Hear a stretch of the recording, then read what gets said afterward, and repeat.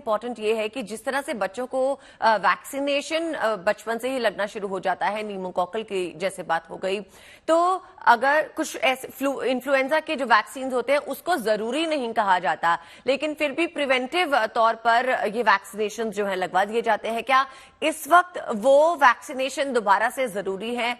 क्या इस वक्त जब फ्लू भी फैल रहा होता है, मौसम बदल रहा होता है, तब इस तरह के लक्षण देखने को मिलते हैं, तो क्या फ्लू का वैक्सीनेशन करवा लेना चाहिए या और कोई वैक्सीनेशन जिससे इस बीमारी से पहले से ही बचा जा सके?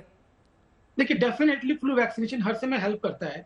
देखिए, जब भी फ्लू वैक्सीनेशन कभी हम लोग जब भी हर साल की नई स्ट्रेन आती है, क्योंकि वायरस की नई-नई स्ट्रेन्स आती रहती है, नए-नए म्यूटेशंस होते रहते हैं, तो नई स्ट्रेन्स आती हैं। इसीलिए डब्ल्यूएचओ हर साल ये बताता है कि इस स्ट्रेन का हमको ऐसी वैक्सीन बनानी है। तो जो फ्लू शॉट जो भी पीडियाट्रिशियन बोल रहे हैं बच्चों के लिए एनुअली एक फ्लू शॉट लगता है, वो लगवाना चाहिए 18 साल तक के बच्चों को, या जो बच्चे जिनको अस्थमा है या कोई जिनको रेस्पिरेटरी प्रॉब्लम है उनको तो लंबे समय तक लगाना चाहिए। वैक्सीनेशन बहुत बड़ा बचाव है और वैक्सीनेशन से कोई भी नुकसान नहीं होता, तो डेफिनेटली लगाना चाहिए। It's always welcome. जी, डॉक्टर डीके गुप्ता, देखिए सिम्टम्स जो है अब लगभग सेम ही है। निमोनिया तो कई बार जब अनआइडेंटिफाइड हो या घरेलू मामलों में अनडायग्नोज हो जाता है जिस पॉइंट पर आकर, वो तो फेटल भी हो सकता है। तो इस बीमारी का जो चाइना में आप बता रहे हैं कि अनडायग्नोज्ड है लेकिन फिर भी जो है ट्रीटेबल है, क्या कोई पॉइंट ऐसा भी आ सकता है जब ये फेटल भी साबित हो सकती है? आदित्य, एक तो मैं बात बताना चाहूंगा वैक्सीन के बारे में। वैक्सीन मैं पीडियाट्रिशियन खुद हूँ, तो वैक्सीन बच्चों को सारे लगवाने चाहिए।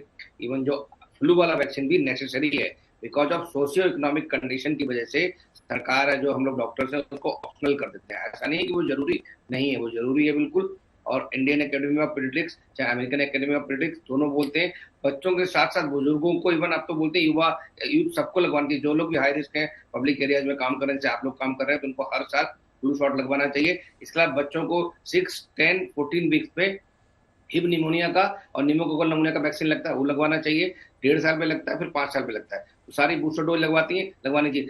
कई वजह से कुछ माताएं जो है वो छूट जाते हैं वैक्सीन बच्चों के उनके, तो उन लोगों को फॉलो वैक्सीन भी लगवा सकते हैं। बहुत बार ऐसा लगता है कि हम लोग वैक्सीन नहीं लगवा सकते, छूट गए, तो उनको अपना वैक्सीन जरूर बच्चों के डॉक्टर के पास जाकर तुरंत लगवाना चाहिए। दूसरी बात रही कॉम्प्लिकेशन की और फैटल कैसे हो सकता है। कोई भी निमोनिया फैटल हो सकता है, और वायरल निमोनिया तो बहुत सीरियस होता है। बहुत बार सिम्टम्स बहुत कम होते हैं, जैसे माइक्रोप्लाज्मा निमोनिया में सिम्टम्स कम होते हैं, साइंस ज्यादा होते हैं, और देखने में बच्चा हेल्दी लगता है, चलता फिरता आता है, और सडनली उसका जो कुछ 2 या 3 दिन में पूरा लंग इन्वॉल्वमेंट हो जाता है, पूरा वाइट आउट लंग हो जाता है, लंग में फ्लूइड भर जाता है, और वो सडनली एआरडीएस जिसको बोलते हैं वो डेवलप होता है। बच्चा वेंटिलेटर पे आएगा या बाईपैप पे या दूसरी मशीनों पे सपोर्ट पे रहेगा। कभी कभी संभावना रहती है कि मृत्यु भी हो जाए। तो इसलिए कभी भी वायरल निमोनिया को हल्के में नहीं लेना चाहिए, मैं किसी भी हालत में भी, या माइक्रोप्लाज्मा निमोनिया को भी हल्के में नहीं लेना चाहिए। अगर आपके बच्चे को ऐसे सिम्टम्स आ रहे हैं, उसको ब्रीदिंग डिफिकल्टी हो रही है, पसली चल रही है, नथुने फूल रहे हैं, ये वाली मसल्स टाइट हो रही हैं, सांस लेते समय आवाज आ रही है, बीजिंग आ रही है, चेस्ट पेन आ रहा है, नाइट का बहुत ज्यादा आ रहा है, या बच्चा थक रहा है, बच्चा सुस्त हो रहा है, बच्चा कुछ खा पी नहीं रहा है, हाई ग्रेड फीवर 100 से ज्यादा है, या उसका सेचुरेशन 90 से कम नीचे फॉल हो रहा है, तो अगर ऐसे कोई सिम्टम्स आ रहे हैं तुरंत अपने नियरेस्ट डॉक्टर को दिखाएं। कोई सेल्फ मेडिकेशन नहीं करना है। और अगर बच्चा आपका स्पेशल कीड है, मतलब को अस्थमा है, या उसको बच्चे को कोई थैलेसीमिया है, या निमोनिया पहले भी रह चुका रिकरेंट निमोनिया होता है, या बच्चे को हार्ट डिजीज है, या बच्चे को कोई किडनी की प्रॉब्लम है, डायलिसिस पे है, स्टेरॉइड्स पे है, तो इन बच्चों में और रिस्क कॉम्प्लिकेशन के बढ़ जाते हैं। तो इन बच्चों का हमें और ज्यादा ध्यान रखना चाहिए। उनमें अगर कोई भी सिम्टम्स आए तो तुरंत नियरेस्ट अपने बच्चों के डॉक्टर पीडियाट्रिशियन को जरूर दिखाएं, otherwise sometimes it can be complicated.